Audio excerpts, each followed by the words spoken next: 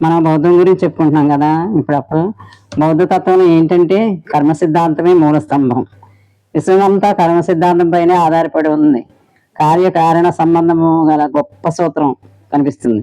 చెడు చేస్తే చెడు ఇప్పుడో మరి ఒకప్పుడో దాని చెడు ఫలం మనం అనుభవించవలసి వస్తుంది. అలాగే మంచి చేసినప్పుడు మంచిన కూడా అలాగే మనకి మంచి పనులు చేస్తే మంచి కూడా అలాగే పుణ్యఫలముగా మనకు అనుభవిస్తుంది. కాబట్టి మనం మంచిని కోరేవారు ఏం చేయాలి? మంచి పనులే చేయాలి. చెడ్డ పనులకు మనసులో తావే ఇవ్వకూడదు.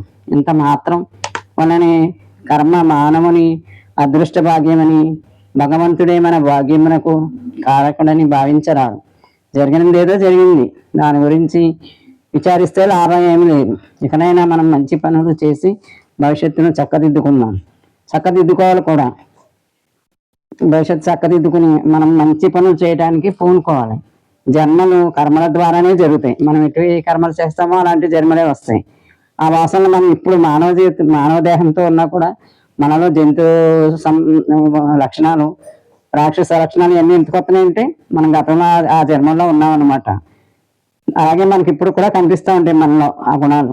కర్మ సిద్ధాంతం దానికి తోడైన పునర్జన్మ సిద్ధాంతం లేనిదే విలువ లేదు. కర్మ సిద్ధాంతానికి పూర్వజన్మ సిద్ధాంతం కూడా లేకపోతే విలువే లేదంట. మరణం అనేది ఈ జన్మకు పునర్జన్మకు మధ్య ఒక మార్గం. చనిపోవటం అంటూ ఏమీ లేదు. చనిపోయామనుకో ఇంకొక జన్మ ఉన్నట్టే, ఇంకొక జన్మ మళ్ళీ పునర్జన్మకి వెళ్తామని అనుకోవాల్సింది. ఇది బుద్ధ భగవానుడు మనకి ప్రవచించిన మాటలు ఇవన్నీ.